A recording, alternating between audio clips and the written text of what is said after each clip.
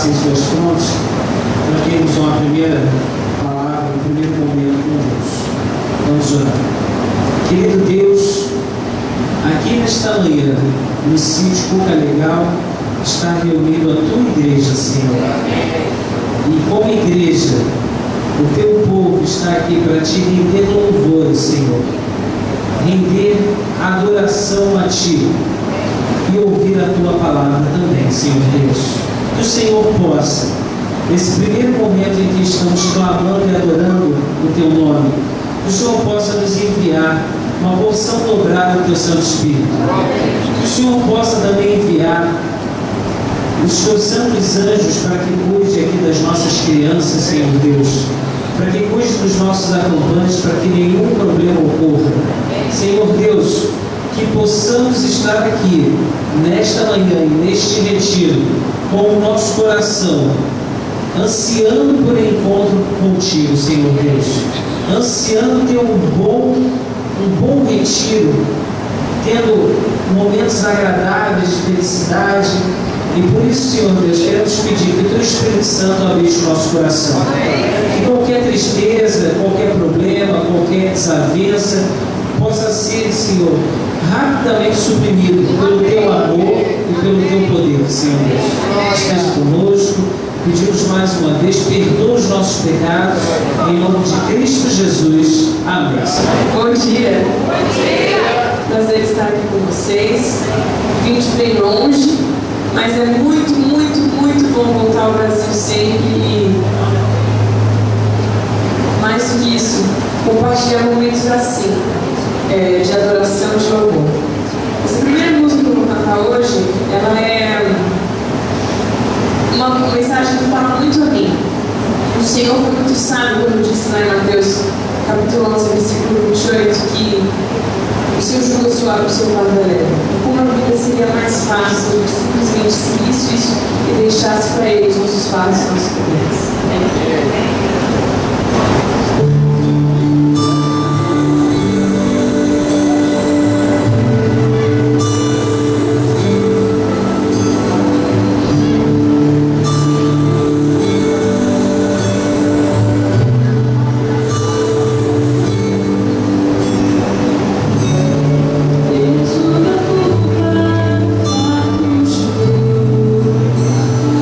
Alguém esqueceu de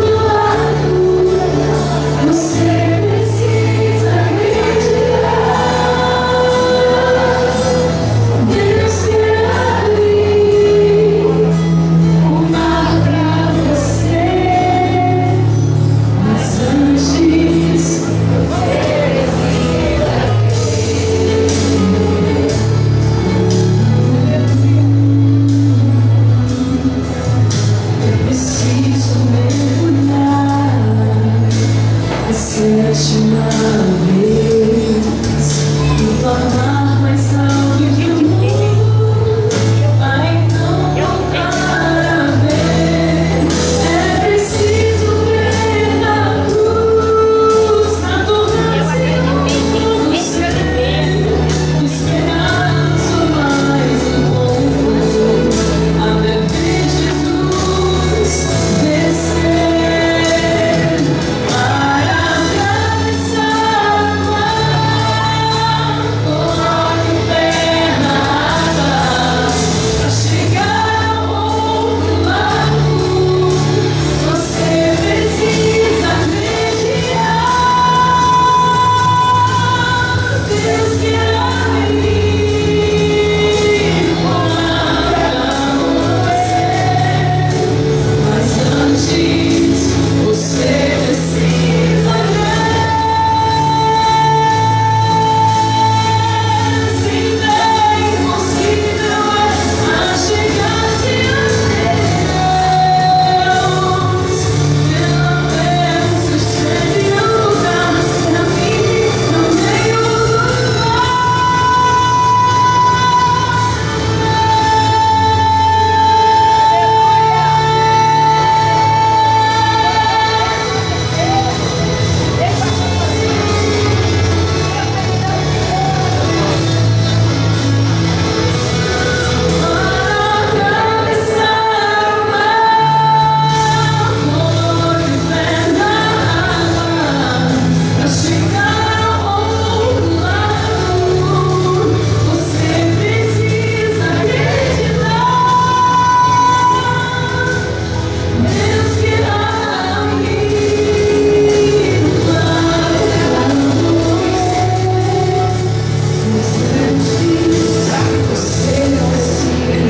Ah, moça, eu vou expulsar ele daí.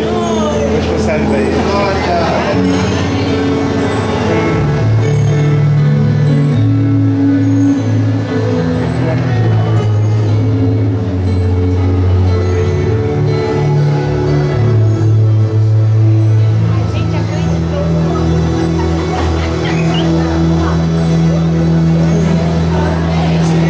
A Bíblia diz que sem fé é impossível agradar a Deus. Muitas vezes a gente até confia que o Senhor pode mudar a nossa vida, resolver os nossos problemas, mas a gente não tem paz nesse processo. E às vezes essa ansiedade demonstra que a nossa fé não é tão forte como a gente gostaria. Que o nosso desejo e o nosso objetivo na nossa caminhada com Cristo seja, além de confiar, ter paz e descanso nele, para que ele tome a nossa vida. Glória! Amém?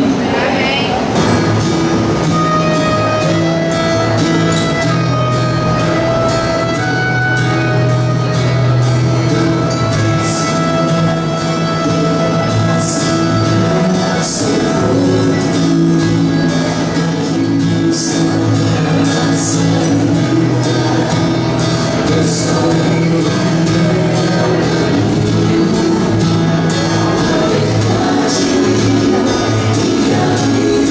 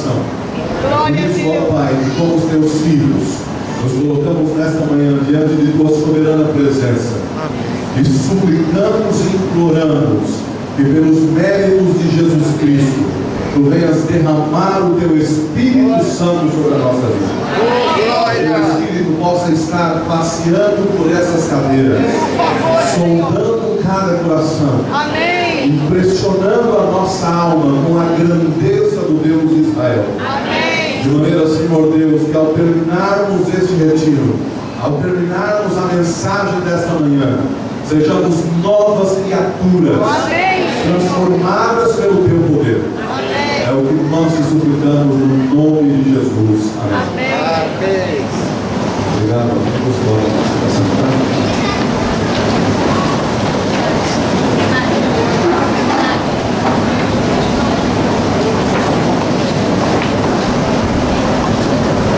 Muito prazer, eu sou meio esquisita a coisa, eu sei.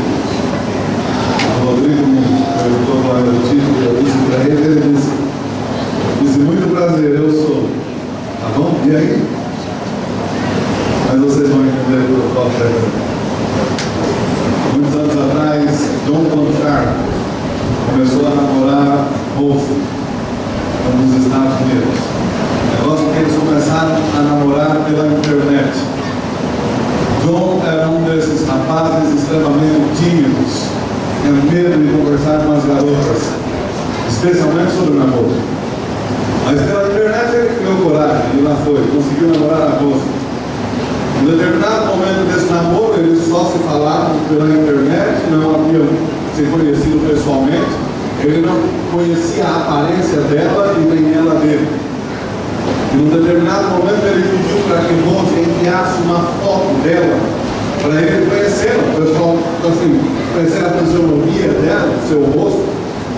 Só que quando ele pediu a foto de Rose, ele se surpreendeu, porque do lado de lá Rose escreveu dizendo: não posso lhe mandar minha foto. Não posso, não vou lhe mandar minha foto. Você quer continuar o namoro, vamos continuar, mas sem a minha foto. João ficou bem assustado, porque esse cara não quer mandar a foto dela.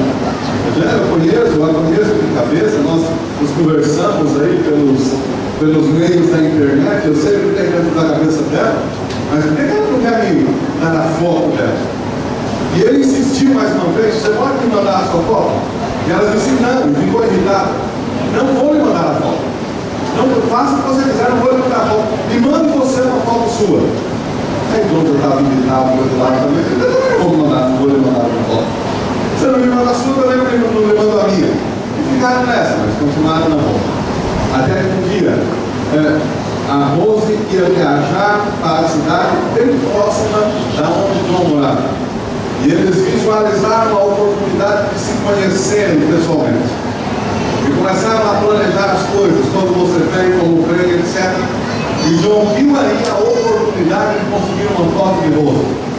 Disse para ela: olha, agora não tem jeito, você tem que me mandar a foto, porque eu vou te buscar lá na estação. Ela vivia de trem. Eu vou te buscar na estação, e se eu não tiver a foto, como é que eu vou saber quem é você? Agora me manda a foto, não tem jeito. E ela disse: não vou lhe mandar a foto. E ele continuava assustado cada vez mais: mas como que eu vou lhe conhecer na estação? Me mande a foto, por favor.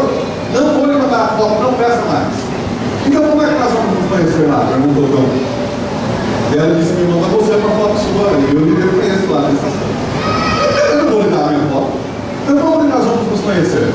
E a Rose disse, eu tenho um plano. Eu vou chegar na estação de trem, vou estar com um vestido longo. E no bolso do meu vestido, na lapela do bolso, vai ter uma rosa. Quando você ver uma mulher sair do trem ou da estação com uma rosa na lapela, você vai entender que é a sua rosa. E aí você faça o que você quiser. Você não a conhecia pessoalmente. Chegou enfim o dia dela vir à sua cidade. John estava com o coração a 1000 por hora, né? E agora vou conhecê-la, ela vai estar aí. Mas como que ela é? Porque ela não quis me enviar a foto dela. Então era uma mistura de ansiedade de conhecê-la junto com o medo de conhecê-la. Chegou o dia. Logo cedinho John foi para a estação de trem esperar a sua Rose chegar. Chegou a hora, ela viu o trem de Rose pelas linhas do trem. E para John aquele trem foi o trem mais bonito que ele já viu na sua vida. Aquele trem parece que era pintado de ouro. Parecia uma noiva de véu e grinalda. O trem parou na estação, abriu a porta. Começaram a sair as pessoas. E John ficou no hall de espera, vendo a mulher com a rosa na lapela sair. E saía um, saía outro, e a rosa na lapela não saía. E John ficava olhando de um lado, ficava olhando do outro, e nada, não aparecia a mulher com a rosa na lapela. Parece que saía todo mundo do trem, menos a rosa. Em determinado momento ele olhou lá no fundo, lá atrás, viu uma loira, corpinho de violão, olhos azuis, vindo em sua direção. John plantou seus olhos na loira. A loira plantou seus olhos em John. E eles começaram a entreolhar. E John quase se derreteu quando aqueles olhos se juntaram com os lábios que abriram em um sorriso. John parece que estava flutuando. A loira tinha vindo de lá e John foi encontrá-la. Mas ele percebeu logo quando ela estava pertinho. Ela não tinha rosa na lapela. E essa loira passou por John olhando para ele, sorrindo para ele. Mas passou e foi embora. E John quase viu seus olhos fora do fundo daquela loira. Não era a moça com a rosa na lapela. Quando John olhou e viu que a moça estava indo embora, ele voltou seus olhos para ver se encontrava a rosa na lapela. E quando voltou seus olhos para a multidão, por lá estava a rosa na lapela, vindo de lá para cá.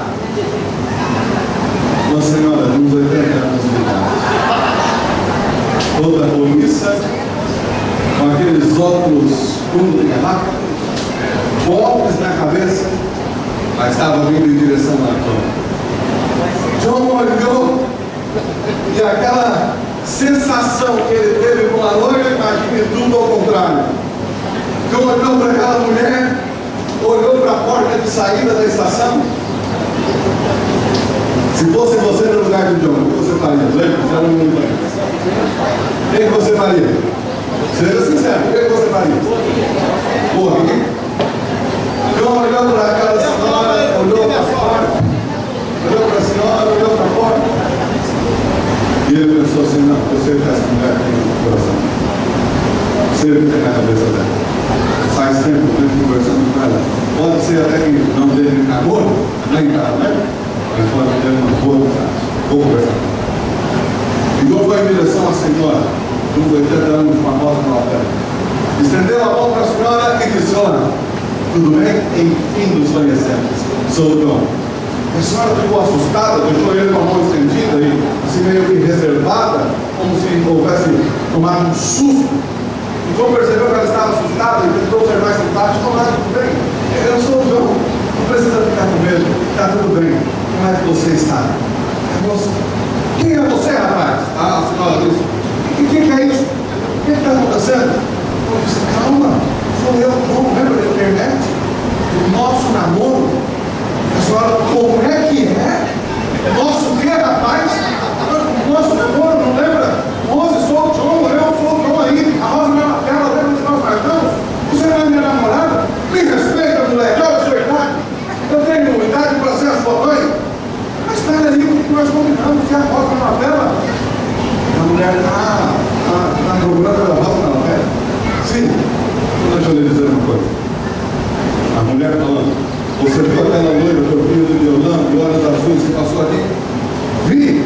Pois é, ela colocou a rota na minha lapela. Disse que se alguém me procurasse por causa da rota na lapela, era para dizer que ela está esperando lá no restaurante. Se fosse você, tinha perdido.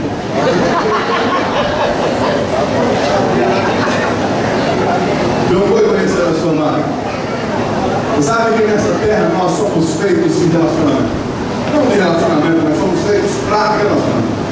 Nós somos feitos para conhecer. E durante esses dias que vamos estar aqui, vamos tentar dar uma enfatizada, uma acelerada nos conhecimentos.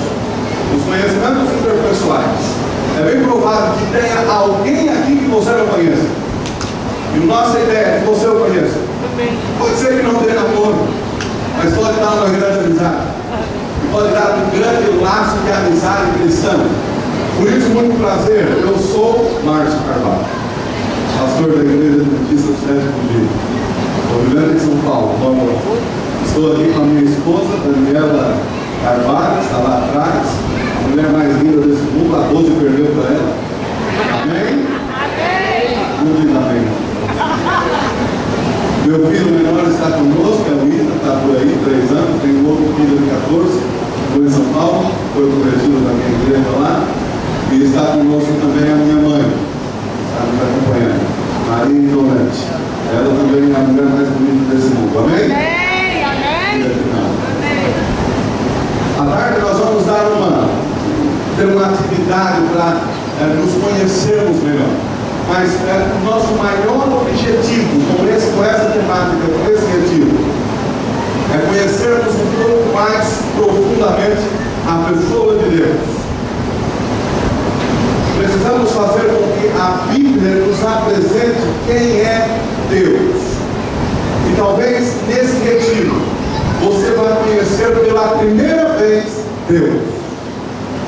Ou talvez você já conheça Deus e vai aprimorar o seu conhecimento de Deus. E quando eu estou falando de aprimorar o conhecimento, não tem nada a ver com conhecimento intelectual. É conhecimento experimental. É você se relacionar com Deus. Ou talvez você pensa que conhece a Deus, mas vive numa ilusão de conhecimento e vai conhecer o Deus verdadeiro aqui. Não por causa do pregador ou de quem está aqui, mas porque em nome de Jesus, Deus vai se apresentar a você. Amém. Nós iremos conhecê-lo mais, conhecê-lo experimentando a nossa vida com Deus. Amém. Você recebeu aí, ou vai receber agora, vai receber esse bloquinho aqui, olha. O meu diário com Deus. Nós vamos ter algumas atividades dinâmicas aqui. Não penso em ser formal. Nós não vamos seguir nos escravizar a um tema. Nós queremos deixar que o Espírito nos guie no conhecimento de Deus. Então, vamos ter uma parte ativa de vocês na mensagem. Esse é o seu diário com Deus. Você pode escrever muita coisa aqui que você quiser durante o retiro. Mas tem 2 coisinhas que eu vou precisar que você faça com isso aqui. No final de cada mensagem, no final, você não vai sair. Nós vamos terminar, depois da hora contar, eu vou orar. E aí, quando terminar a oração, você não vai sair aí correndo, para o almoço, seja lá como for. Eu vou sempre procurar terminar um pouco mais cedo do que o meu horário, para que você tenha um momento com Deus, você e Deus.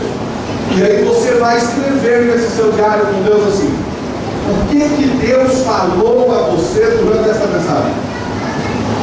No final de cada sermão você vai escrever aí o que Deus falou pessoalmente com você. E é diferente. O sermão é um, mas Deus fala diferentemente para cada pessoa.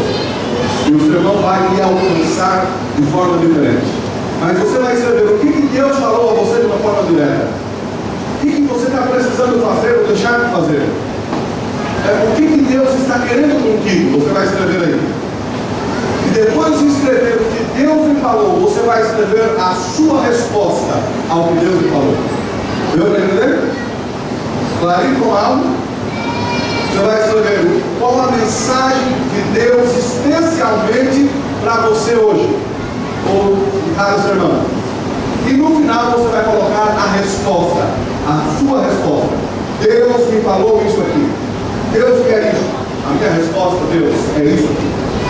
Claro, irmãos, e ninguém vai ficar com isso aqui, isso aqui é seu. Você vai levar para a sua casa. E você vai relembrar a cada dia do seu momento com Deus aqui.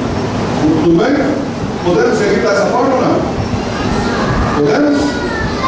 Então tá certo. Abra a sua Bíblia no livro de Gênesis, ou perdão, no livro de Êxodo, no capítulo 3, no verso 14. Eu já mencionei, nós não vamos aqui nos ater muito a um tema, nos escravizarmos. Queremos deixar que o Espírito nos guie. Então pode ser que a gente demore mais um pouco, passe rápido um pouco. Quando chegar na hora de acabar, a gente acaba e continua na outra mensagem. Combinado assim? Mas vamos começar aqui. Aqui é o nosso ponto de partida. Quem é Deus? Se o nosso objetivo é conhecer Deus, precisamos começar com essa pergunta. Quem é Deus? No livro de Gênesis, Êxodo, capítulo 3, no verso 14. É o nosso ponto de partida.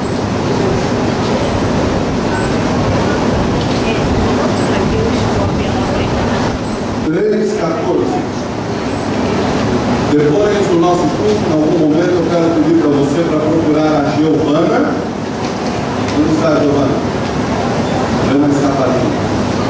Foi verdade. Procure a Giovana e diga assim: parabéns para você, Giovana. Hoje a Giovana está completando mais um ano de vida.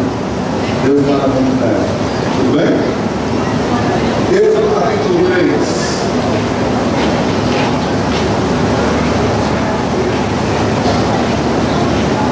No verso 14.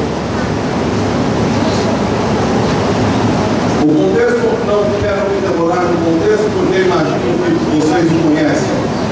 É aquela ocasião em que Moisés, pastoreando as ovelhas no deserto, se encontrou com Deus. No momento da sarça ardente, lá no Monte Horebe. Moisés foi ver porque a sarça estava ardendo, queimando, sem queimar, com fogo, porém sem se queimar. E aí Deus teve aquele encontro com Moisés e mandou Moisés ir libertar o seu povo. E aí você conhece a história que Moisés entrou no povo e aí ficou arrumando uma desculpa, outra desculpa. Até que no momento Moisés pergunta: mas Deus, eu vou lá para libertar o povo no teu nome. Mas quem eu vou dizer que é o Senhor? Quem é o Senhor? O que eu vou dizer para o faraó? Vou dizer para o faraó que quem é o Senhor? O faraó não te conhece. E Deus responde a Moisés assim. Capítulo 3, verso 14. Disse Deus a Moisés: eu sou. Vamos ler juntos? No 3, eu sou o que sou. Tudo bem? Vamos lá? 1, 2, 3. Eu sou. Vamos mais uma vez, agora mais forte, mais bonito, depois para ensaiar. 1, 2, 3. Eu sou o que sou. Essa foi a resposta de Deus para Moisés. Quem sou eu? Ou quem é o Senhor Deus? Quem eu vou dizer para Faraó que é o Senhor? Deus, em uma sentença, faz uma definição de si mesmo que o mundo e o universo jamais será capaz de alcançar. O âmago, a abrangência, a sublimidade, a completude, a forma absoluta como Deus se define. Deus diz simplesmente: Moisés, eu sou o que sou. A essência do ser é Deus. O ser humano vive com base no estar. Nós estamos aqui por um período de tempo. Deus não conhece o verbo estar, porque Deus é em essência. Ele assume para si, ele resume em si a essência do ser. Só Deus é de fato. Só Deus consegue, de uma forma completa, sem deixar espaço para dúvidas, ser. Ele disse: Moisés, eu sou. E é assim que Deus se define. Deus se define como aquele que é, e não há uma outra definição. Como você vai definir o que é? Deus é e é de fato. E esse Deus que é, com a sua essência, com a sua soberania e o seu poder, consegue de uma forma ou de outra alcançar todos os seres humanos. E eu não estou falando somente de cristianismo, eu estou falando de Deus em sua essência. Toda a humanidade, de uma forma ou de outra, se relaciona com Deus. Alguns não reconhecem um Deus, mas ainda assim mostram-se ser impactadas, mostram-se ser de alguma forma incomodadas por esse Deus. Veja como a humanidade, de uma certa forma, se relaciona com esse Deus. Uma pesquisa feita pela BBC, pegando uma amostragem em 10 países, comprovou que 92% dos seres humanos creem em um tipo de Deus, ou em uma força maior, mas de alguma forma se relacionam com Deus. O ser humano não consegue viver alienado completamente de um Deus. Como é esse Deus? Quem é esse Deus? O que esse Deus quer? Aí há especificações de religião, mas a humanidade não consegue se ver independente de Deus. No nosso país, o Brasil é um país cristão por natureza. 96% dos brasileiros creem em Deus, de alguma forma, mas creem em Deus. Você sabe que a maior parte desses que creem em Deus é formada especialmente no Brasil pelos cristãos. 85% dos brasileiros são cristãos. Vão em alguma igreja, a maior parte deles católicos, mas se relacionam com Deus de alguma forma, ainda que equivocada, ainda que de uma forma rebelde, mas se relacionam com Deus. Há intrínseco no ser humano uma dependência desse ser maior, desse ser que é o ser por natureza. Voltando ao mundo, olha como o mundo está englobado por religiões. A maior parte do mundo, como eu já disse, 92% acredita em um tipo de Deus. Ali está, não sei se você consegue enxergar, uma especificação das maiores religiões do mundo, do cristianismo. Consegue ter 33% dos adeptos da terra. 33% são cristãos. A segunda maior religião é o islamismo, ou os muçulmanos. E creem ou não, os muçulmanos em nível de crescimento estão crescendo mais do que os cristãos.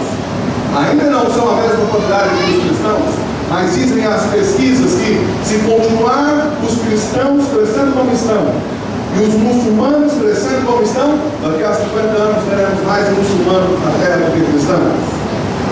E aí tem outras religiões, mas todas de alguma forma relacionadas com Deus. O ser humano procura essa dependência de Deus. Mas aí precisamos fazer a pergunta: quem é Deus? Quem é esse Deus que os seres humanos buscam? Para Moisés, Deus se definiu. E não há uma outra definição mais completa do que essa que Deus fez a Moisés. Ele disse a Moisés que ele é o eu sou. Sou o que sou, Moisés. Não há como definir toda a minha abrangência. Você é uma mentezinha pequena. Você é um ser humano extremamente limitado. Como você quer entender quem eu sou? Simplesmente entenda que eu sou o que sou. Eu sou Deus. Esse sou vem lá do hebraico, que tem uma questão de língua. Hayah, Halá, eu sou o que sou. Que traduzido quer dizer lá o Jeová, Javé, que nós geralmente conhecemos. Que é a mesma coisa que ser. É de onde Deus se define. Deus se define como o grande eu sou. Foi traduzido para a nossa linguagem como Senhor. Todas as vezes que você lê na sua Bíblia aí, Senhor, em letra maiúscula, você já leu aí na sua Bíblia? O Senhor, todas as letras com letras maiúsculas, é a tradução de Yahweh, que é de onde vem, ou foi derivado da definição do próprio Deus de si mesmo. Eu sou. E era o que diferenciava o Deus de Israel, o Deus de Moisés, dos outros deuses das nações. Limitados em presença, limitados em poder, limitados em conhecimento. Diferentemente desses deuses, Deus era. E não há um limite para esse Deus. Deus era considerado de uma forma tão sagrada, tão sublime, essa definição de Deus, eu sou, Yahweh, era tão sagrado e sublime para o povo de Israel, que eles não se atreviam a dizer esse nome. Se referiam a Deus de uma outra forma, Adonai, El Shaddai, de alguma outra forma, mas não Yahweh, porque Yahweh é Deus, e Deus é tão grande, Deus é tão imenso, tão sublime, tão absoluto, que nós não podemos sequer entender o seu nome. Deus é a tradução de Deus, a sua definição. Como Deus se definiu?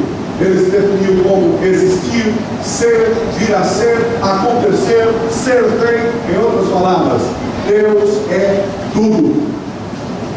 Deus é tudo que nós precisamos. Deus é tudo. Foi assim que Deus se definiu. Ele é, Ele foi, Ele é, Ele será sempre o Deus que nós precisamos. O Deus pronto para nos libertar e a nos socorrer na hora que nós precisamos. Por isso que na nossa vida e diante da magnitude desse Deus, podemos dizer, uma vidinha tão pequena, não há limites para o nosso Deus. Não há o que eu tenha de temer, porque Deus é em essência. Se Deus é em essência, e esse Deus é meu, o que eu vou temer? O que poderá me fazer o homem que dizia somente para mim? Agora disso podemos tirar 4 implicações. Durante esses dias, nós vamos trabalhar com essas 4 implicações do ser Deus. Se Deus é em essência, nós podemos concluir algumas coisas. Primeiro, se Deus é, Ele é imutável. Ele não é passageiro. As suas ideias não são como as ideias do ser humano, que hoje é uma e amanhã, dependendo do tempo, é outra. Deus é eterno. Então Deus é imutável. Ele é ininteligível. Ele é tudo o que precisamos. E por último, Deus é absoluto. Então vamos começar a trabalhar hoje a primeira ideia da imutabilidade de Deus. E agora eu quero que você entenda isso, porque eu vou tratar de um problema dos cristãos em geral e de um problema que nós, adventistas do sétimo dia, jovens adventistas do sétimo dia, estamos enfrentando. O ser humano sempre viveu tentando se equilibrar, sem nunca conseguir, entre 2 extremos, o liberalismo e o legalismo. O liberalismo que tudo pode e o legalismo que nada pode. Em outras palavras, isso é definido como relativismo e absolutismo. O absolutismo não de Deus, mas o absolutismo da religião, das tradições. Esse foi um dos extremos em que o homem viveu. Em contrapartida ao absolutismo, tem o relativismo, em que nada é de fato absoluto. A verdade não é absoluta. A verdade é o que você pensa que ela é, ou o que você quer que ela seja, independente do tipo que você está vivendo. No relativismo, eu posso ter uma verdade hoje, mas para mim, no mês que vem, a verdade pode mudar. Eu posso ter uma forma de servir a Deus, de adorar a Deus hoje, mas dependendo dos meus conceitos e dos meus pensamentos vulneráveis, no mês que vem, eu posso ter um outro conceito de adorar a Deus, eu posso ter uma outra forma de servir a Deus e de obedecer a Deus. O relativismo perde a essência do ser. Agora, nós podemos ter uma forma de absolutismo, como já aconteceu nessa terra, com o absolutismo da era medieval, e que todo o absolutismo de hoje nas igrejas, todo o legalismo de hoje nas igrejas, tem a sua raiz vindo daí. Aquele absolutismo em que o que o líder religioso fala é lei e acabou. Você já deve ter ouvido isso muitas vezes. Como na era medieval, a igreja romana da época suprimiu todo tipo de conhecimento, porque as leis e os dogmas não bíblicos, mas humanos, eram tidos como absoluto. As pessoas não podiam pensar diferente, elas não tinham a liberdade de se expressar como pensavam que deviam, e nem tinham a liberdade de servir a Deus como achavam que deveriam servir. Eram aprisionadas no legalismo dogmático que dizia, é assim e você tem que fazer assim, senão eu, em nome de Deus, vou te amaldiçoar e você vai ir direto para o inferno.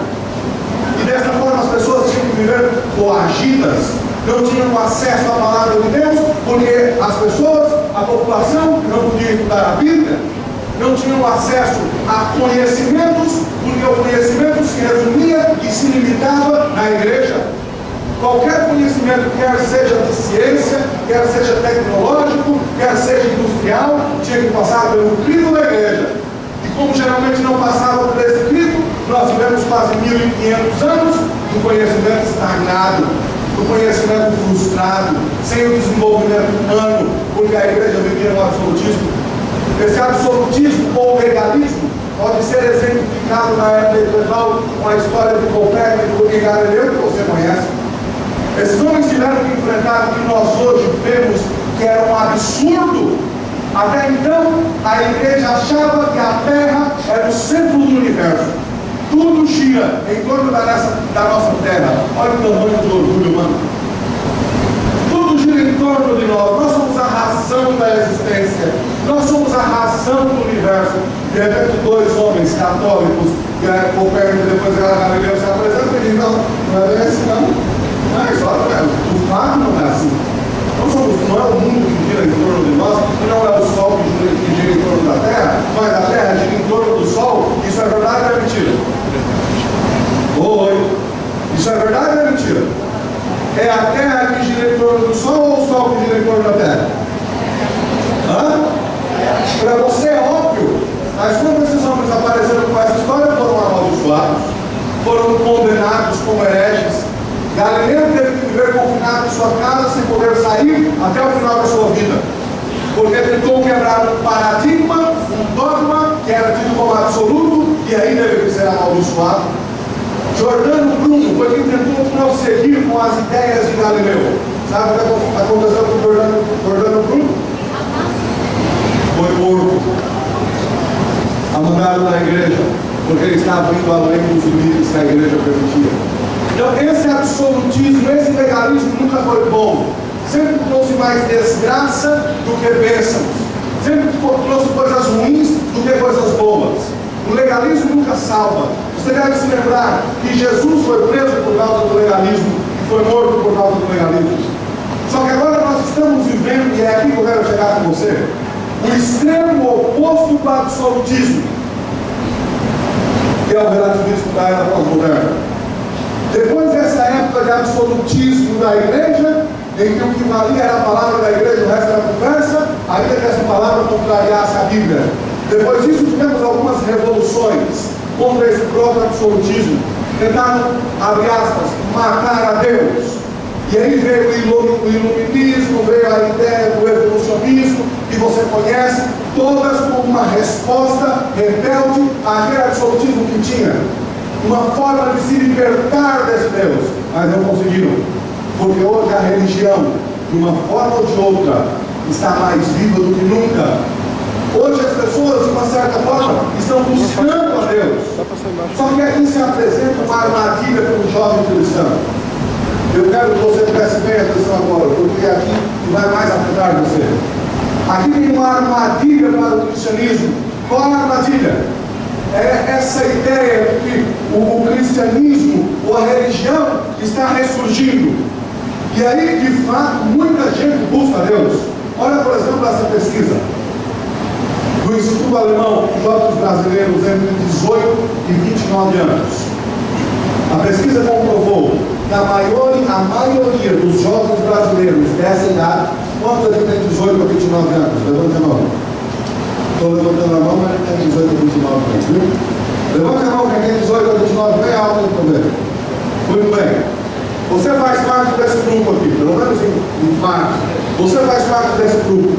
Essa pesquisa comprovou que 95% dos jovens brasileiros professam algum tipo de religião. Se dizem religiosos. 95%, quase todos os jovens brasileiros. Desses 95%, 65% deles se dizem ser religiosos profundos. A maioria dos jovens se dizem ser profundamente religiosos. Isso aparentemente não é bom. É ou não? É ou não? Vamos chegar lá. Vamos chegar lá. Existe um livro escrito por esses camaradas aqui ingleses. Deus está de volta. O que ele está tentando comprovar? Que a história admite que Deus morreu, e todo mundo já sabia disso. Era uma história, era uma balela, porque Deus está mais vivo do que nunca no coração das pessoas, de uma certa forma. As pessoas estão buscando a Deus hoje mais do que buscavam até mesmo na era medieval. Agora, que Deus eles estão buscando, é uma outra história, mas estão buscando a Deus. Entre 21 países, olha o Brasil. Em 21 países, o Brasil foi tido como um dos mais religiosos. Olha esse outro dado. O jovem brasileiro é o terceiro mais religioso do mundo. Amém ou misericórdia? Misericórdia. Amém ou não amém? Amém. Amém. Amém. Não é aquele amém, né? Não é aquela brastempo. Agora vamos ver. Apesar disso tudo, que Deus é esse que esses jovens estão buscando. E aqui está o detalhe da história. Olha para mim agora. Que Deus é o Deus que você está buscando. Que Deus você quer? Você quer um Deus que se definiu a Moisés, eu sou o que sou.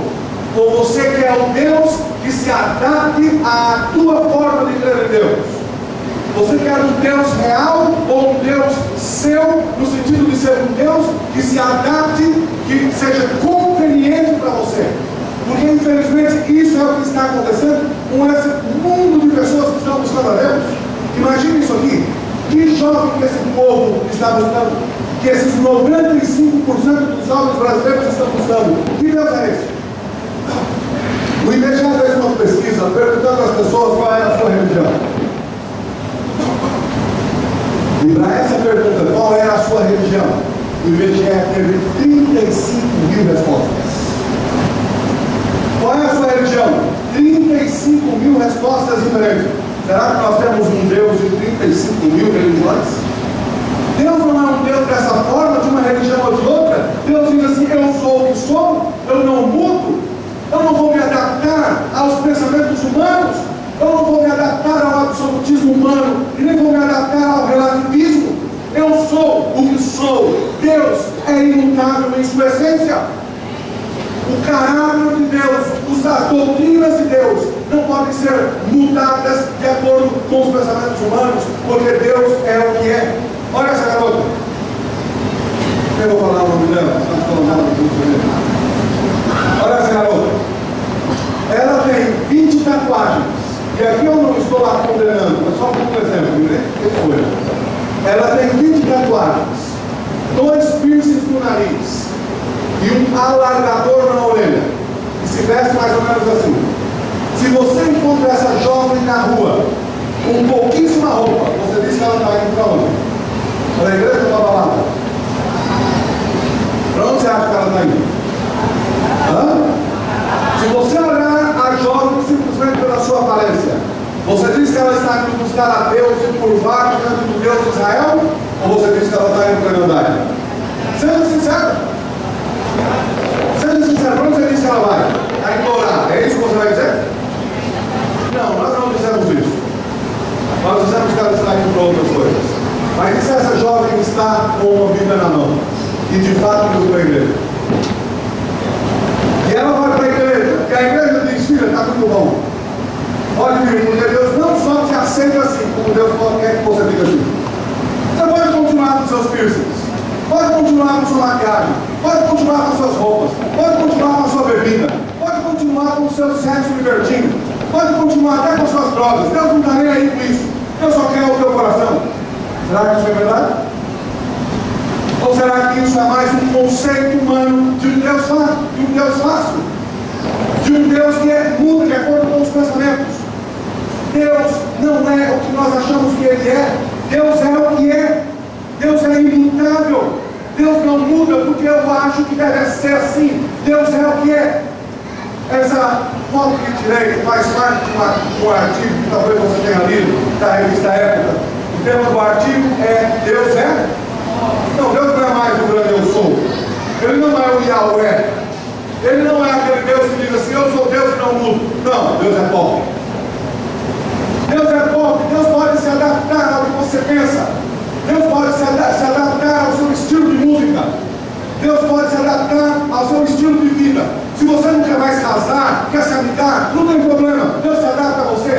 É isso que esse artigo está dizendo, do relativismo religioso que há hoje no Brasil, em especial. Não há mais um Deus em que as pessoas dizem, eu vou me focar naquele Deus. Não. O que há é um pensamento de um Deus que vai se focar no meu estilo de vida. E quer Deus goste ou não goste, Deus tem que aceitar, porque eu gosto. As pessoas não se adaptam, não tem mais que mudar a sua natureza, ou pelo menos reprimir a sua natureza carnal. Não precisa. Deus pode te aceitar e salvar você fazendo o que a carne quer. Você entende? E será que esse tipo de conceito está acontecendo só lá fora dos arraiais adventistas? Ou será que de alguma forma esse conceito também está se adentrando nos nossos portais e nos trazendo religiosos relativistas que creem em Deus que muda?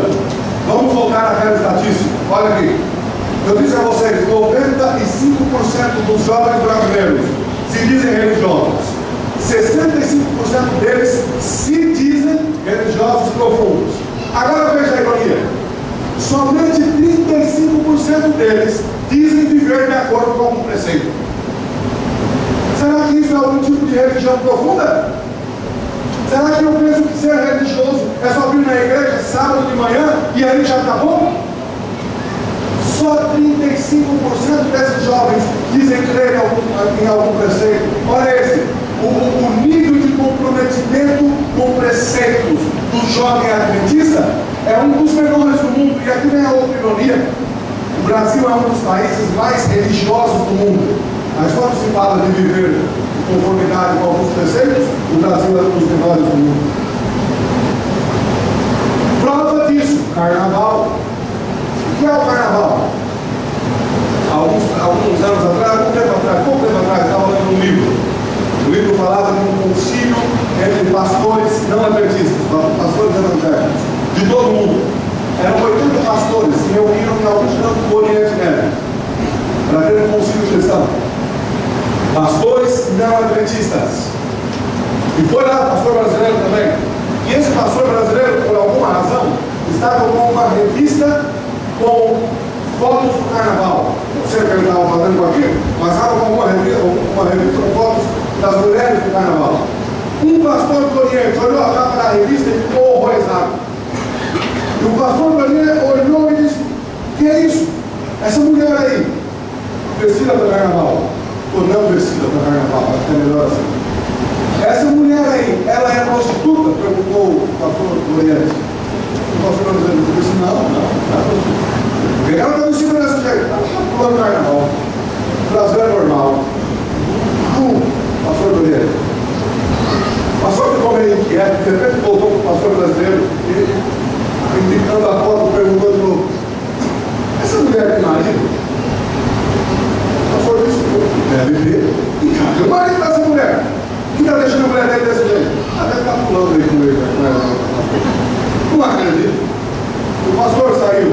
De repente voltou o pastor, ele está ocupado, nada da situação. Perguntou: essa mulher tem pai e tem mãe?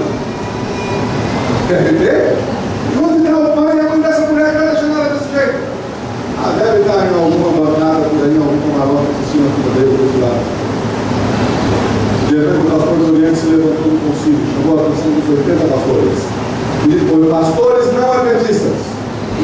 E disseram assim: pastores de todo mundo, pastor do Oriente, dizendo: nós precisamos orar pela cultura do Brasil, porque o diabo está usando a cultura do Brasil para tirar os filhos de Deus do céu.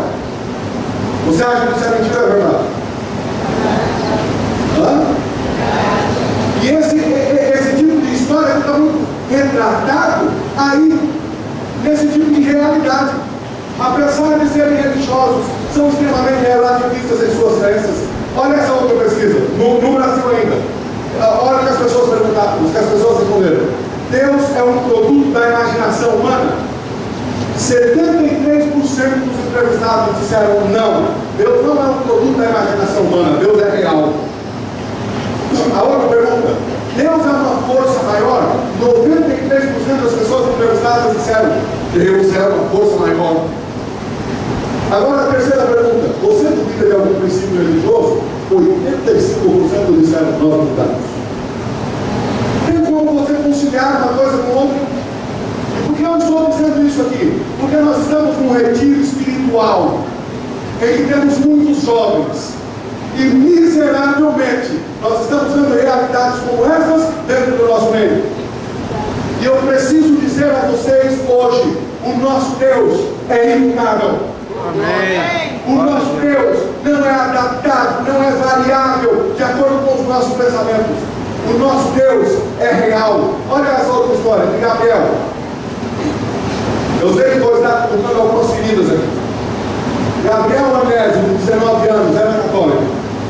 Quando chegou numa certa idade, 17 anos, Gabriel procurou o padre e disse: padre, sou homossexual. O que eu tenho que fazer?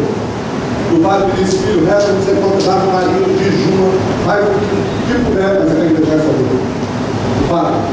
O jovem não se conteve, não se contentou com a informação do padre.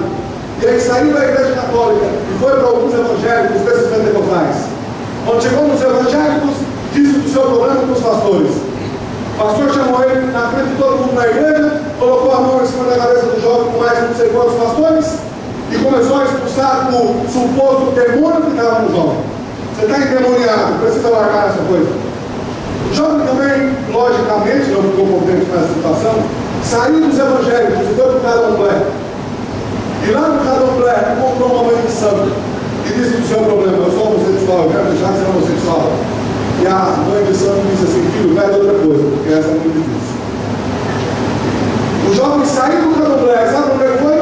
Foi para uma igreja contemporânea. Quando chegou numa dessas igrejas contemporâneas, procurou o pastor. Disse: pastor, sou homossexual, o que faço? Não tem problema não, filho, pode vir para o nosso meio, porque aqui todo mundo é homossexual. Uma igreja.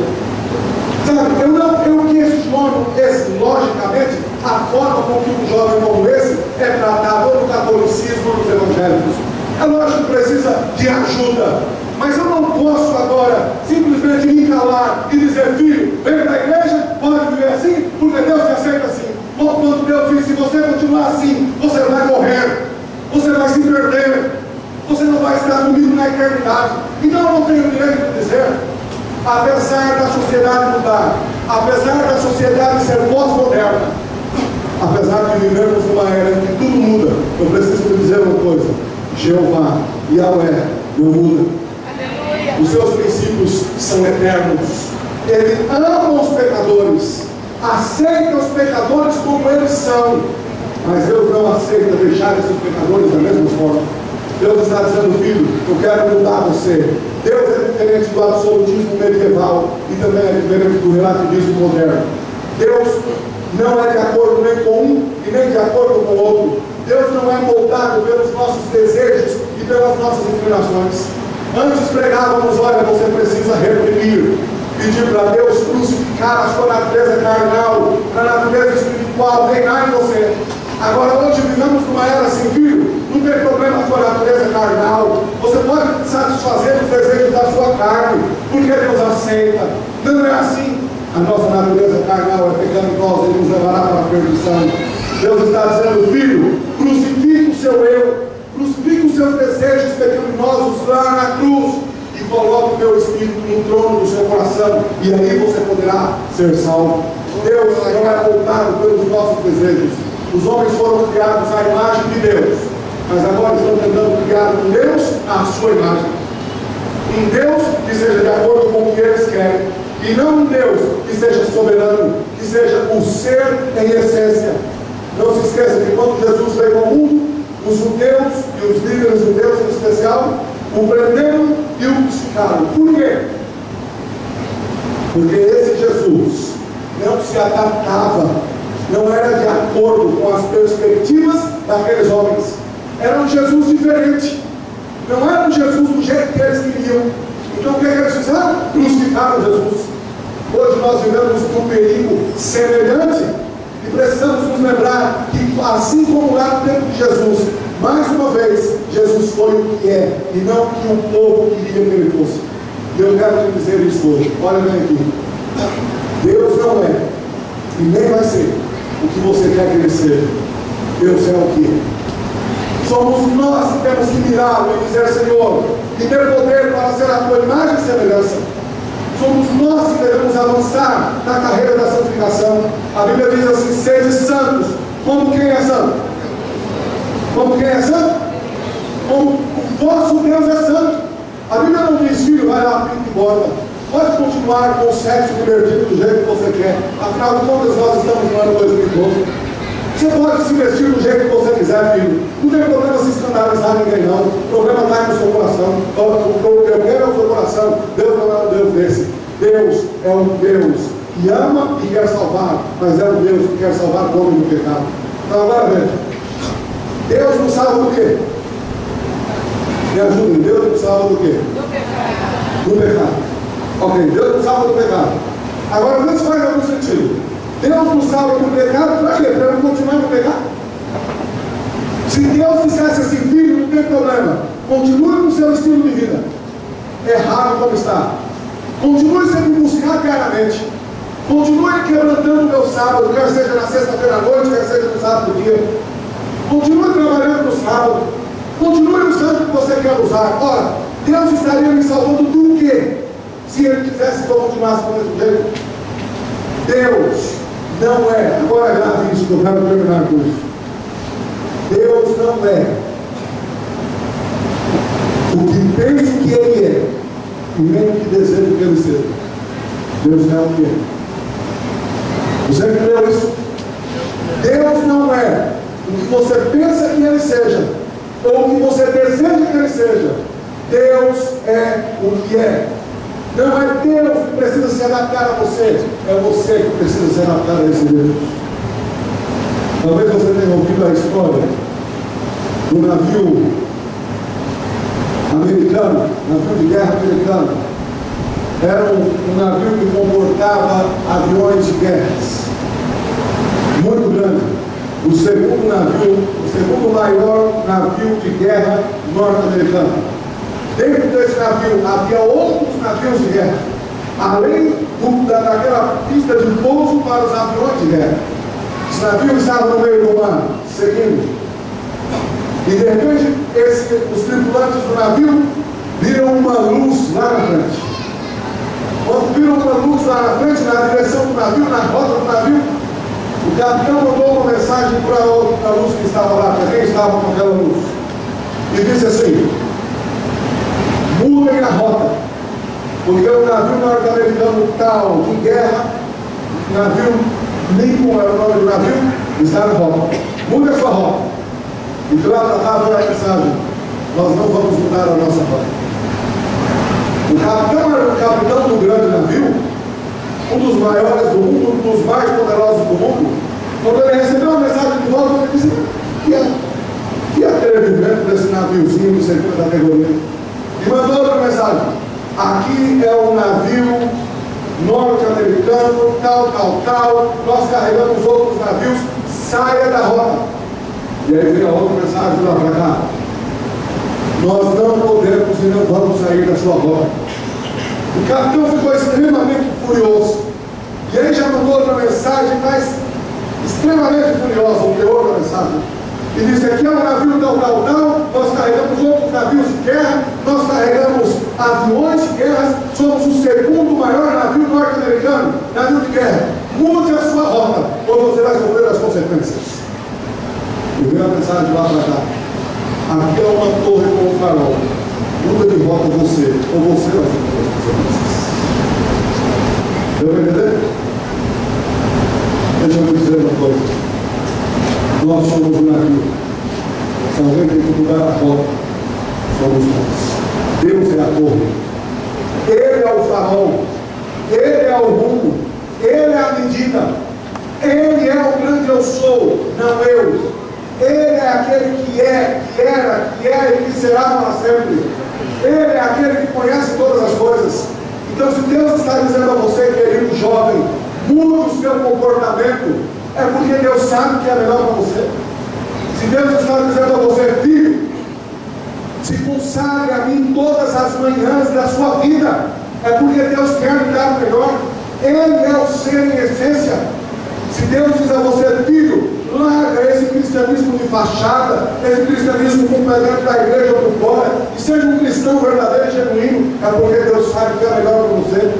Se Deus diz a você, filho, levanta, vá pregar o meu evangelho, porque outras pessoas estão carecendo desse evangelho, é porque Deus quer usá-lo na causa dele. Deus continua sendo o que sempre foi, nunca deixará de ser o Deus eterno, Senhor, Jeová, e somos nós que devemos nos adaptar a esse Deus, porque esse Deus é imutável. Então eu preciso terminar nessa manhã me fazendo uma pergunta. Você deseja ser a imagem e semelhança desse Deus? Será que eu não estou pregando para alguém que em alguma área da vida está tentando adaptar Deus aos seus costumes pecaminosos? Quem sabe eu estou pregando para alguém que já há muito tempo vive na terra de pecado, e como está vivendo com um pecado acariciado, viciado, talvez já esteja pensando assim, ah não, Deus é bom, Deus é gracioso, Ele vai me aceitar mesmo assim. Filho, não é Deus que se adapta a você. Será que eu estou pregando para alguém que está vivendo um adventismo só de sábado de manhã, e já até se acostumou, vem na igreja sábado de manhã, acha que está bom, e quando pode, aí vem um retiro espiritual e acha que tudo vai mudar. Deus diz assim, filho, não é assim, porque eu quero viver com você a cada dia da sua vida. Você pode se adaptar a Deus, ou você quer que Deus se adapte a você? Aqueles que se moldarem na imagem e semelhança de Deus, que crucificarem a carne para deixar o Espírito viver, desses aí diz a Bíblia, é o reino dos céus. Amém.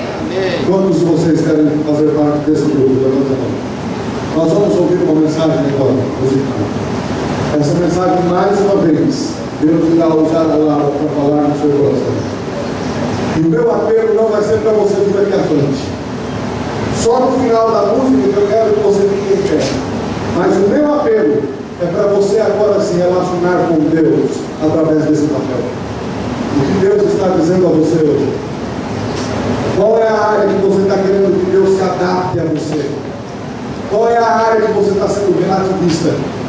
Ou será que eu estou pregando para alguém hoje que está continuando a viver no legalismo humano e ignorante, e também não salvo? Agora você vai pôr no seu papel o que Deus está falando com você, o que Deus quer com você, e aí vai colocar nesse papel a sua resposta. E aí depois nós vamos orar, e quando orarmos, continue aqui trabalhando no seu papel.